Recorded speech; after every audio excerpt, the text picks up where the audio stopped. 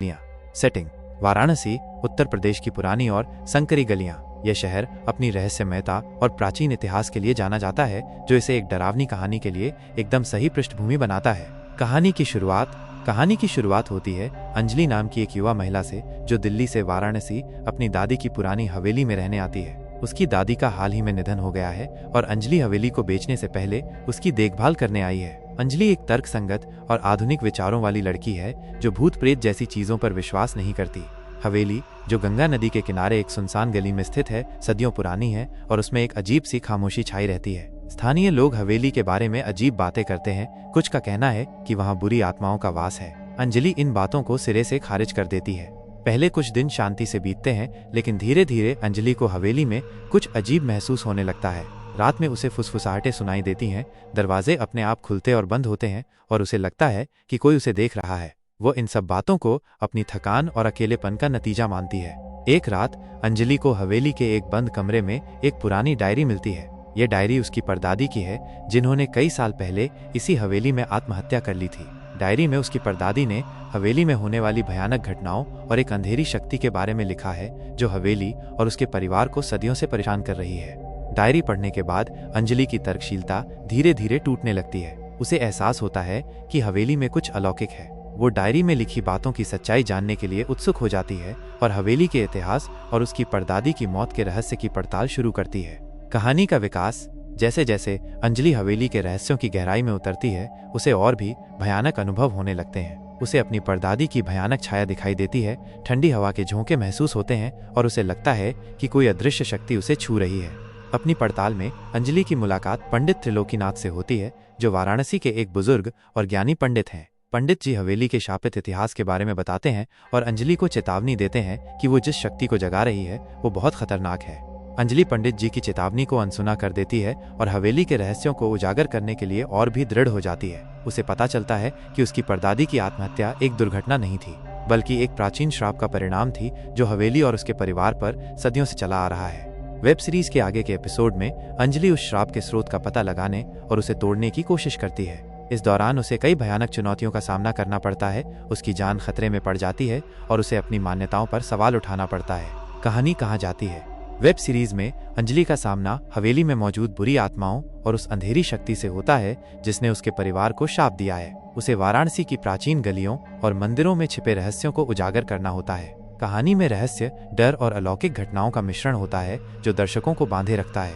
अंतिम एपिसोड में अंजलि को उस श्राप को तोड़ने का एक तरीका पता चलता है, लेकिन इसके लिए उसे एक बड़ा बलिदान देना पड़ता है। कहानी का अंत रहस्यमय और खुला रहता है, जो दर्शकों को यह सोचने पर मजबूर करता है कि क्या अंजलि वास्तव में सफल हो पाती है या क्या हवेली का शाप हमेशा के लिए बना रहता है।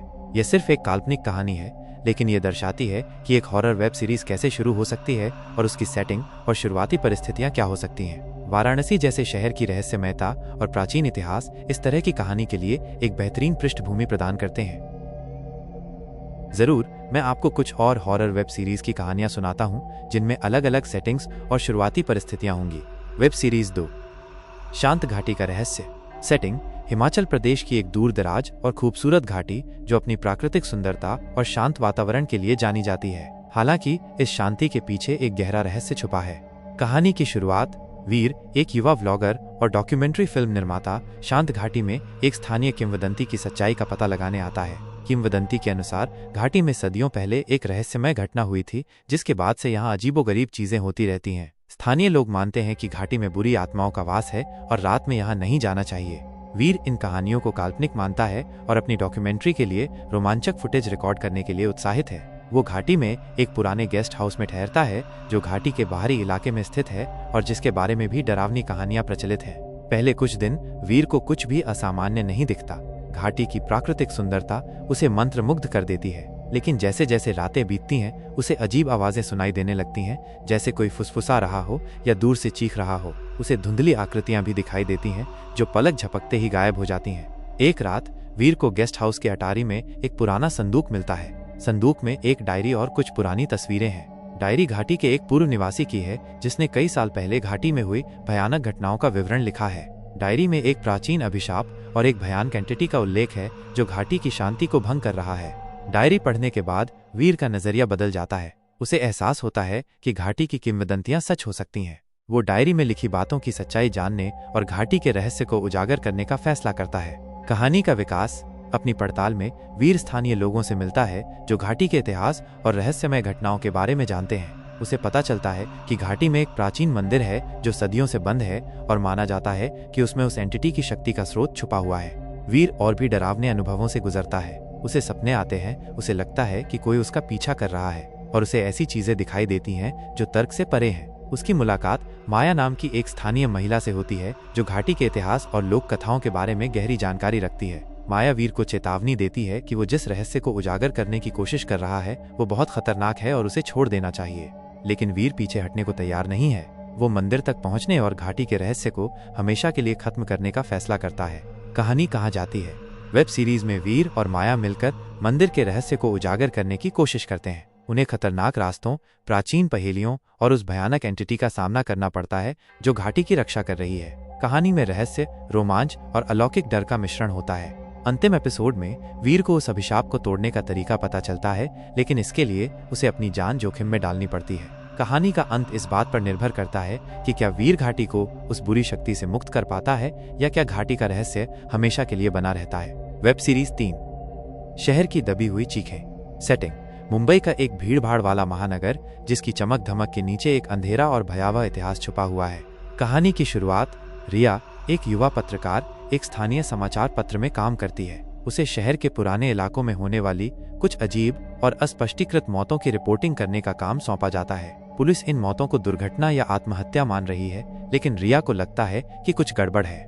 पीड़ित सभी एक ही पुराने और जर्जर अपार्टमेंट कॉम्प्लेक्स में रहते थे जो शहर के एक भूले बिसरे हिस्से में स्थित है। स्थानीय लोग इस कॉम्प्लेक्स को शापित मानते हैं और उससे दूर रहते हैं। रिया इन अफवाहों को बकवास मानती है और सच्चाई का पता लगाने के लिए उत्सुक है। वो अपार्टमेंट कॉम्प्लेक्स में जाती है और बचे हुए निवासियों से मिलती है। सभी डरे हुए और सहमे हुए हैं। वे अजीब आवाजों, परछाइयों और एक ठंडी उपस्थिति की बात करते हैं जो रात में महसूस होती है। रिया को लगता है कि वे सदमे में हैं, लेकिन उनकी कहानियों में एक अजीब समानता है। अपनी जांच के दौरान रिया को कॉम्प्लेक्स के पुराने रिकॉर्ड मिलते हैं। उसे पता चलता है कि कई साल पहले इसी इमारत में एक भयानक त्रासदी हुई थी जिसमें कई लोगों की जान चली गई थी। स्थानीय किंवदंती के अनुसार उन मृतकों की आत्माएं आज भी इमारत में भटकती हैं और जीवित लोगों को परेशान करती हैं। रिया शुरू में इन बातों पर विश्वास नहीं करती, लेकिन जैसे जैसे उसकी जांच आगे बढ़ती है उसे खुद भी अजीब अनुभव होने लगते हैं। उसे लगता है कि कोई उसे देख रहा है, उसे ठंडी हवा के झोंके महसूस होते हैं और उसे दीवारों से फुसफुसाहटें सुनाई देती हैं। कहानी का विकास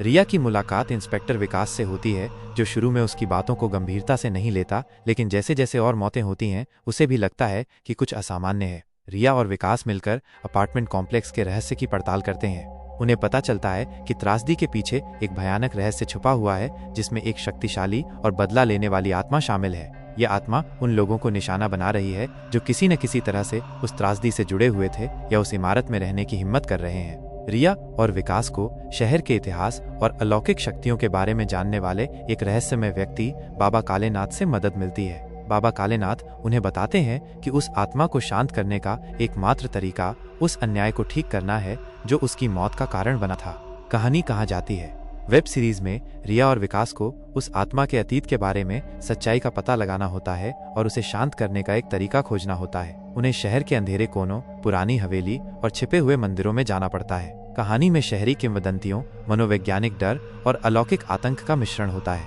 अंतिम एपिसोड में रिया और विकास को उस आत्मा का सामना करना पड़ता है और उसे मुक्त करने के लिए एक खतरनाक योजना बनानी पड़ती है। कहानी का अंत इस बात पर निर्भर करता है कि क्या वे शहर को उस दबी हुई चीखों से मुक्त कर पाते हैं या क्या वो अपार्टमेंट कॉम्प्लेक्स हमेशा के लिए शापित रहता है। ये कुछ